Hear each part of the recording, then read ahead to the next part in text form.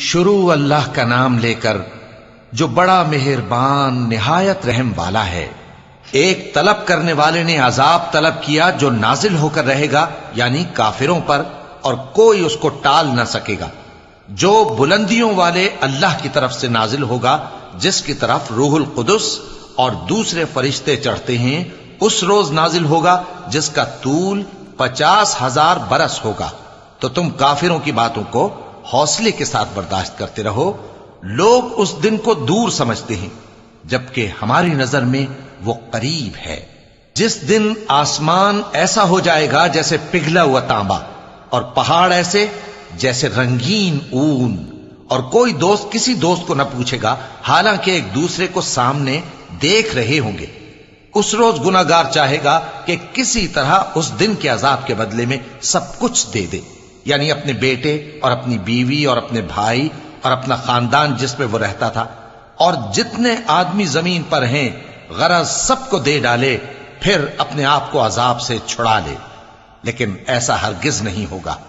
وہ بھڑکتی ہوئی آگ ہے، کھال ادھیڑ کر کلیجہ نکال لینے والی۔ وہ ان لوگوں کو اپنی طرف بلائے گی جنہوں نے دین حق سے اعراض کیا اور منہ پھیر لیا، اور مال جمع کیا، پھر سینت سینت کر رکھا۔ کچھ شک نہیں کہ انسان کم حوصلہ پیدا ہوا ہے۔ جب اسے تکلیف پہنچتی ہے تو گھبرا اٹھتا ہے، اور جب ملتا ہے اس کو مال تو بخیل بن جاتا ہے۔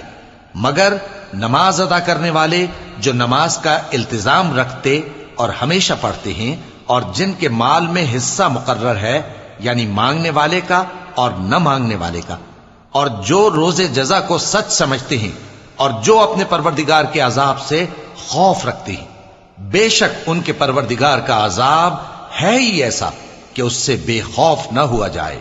اور جو اپنی شرمگاہوں کی حفاظت کرتے ہیں مگر اپنی بیویوں یا باندیوں سے کہ ان کے پاس جانے میں انہیں کچھ ملامت نہیں، اور جو لوگ ان کے سوا اور طریقے ڈھونڈیں تو وہ حد سے نکل جانے والے ہیں، اور جو اپنی امانتوں اور اپنے عہد و پیمان کا پاس کرتے ہیں، اور جو اپنی گواہیوں پر قائم رہتے ہیں، اور جو اپنی نماز کی پابندی کرتے ہیں، یہی لوگ جنتوں میں عزت و اکرام سے ہوں گے۔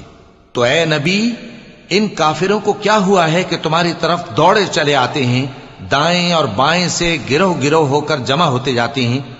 کیا ان میں سے ہر شخص یہ امید رکھتا ہے کہ نعمت کے باغ میں داخل کیا جائے گا؟ ہرگز نہیں۔ ہم نے ان کو اس چیز سے پیدا کیا ہے جسے یہ جانتے ہیں۔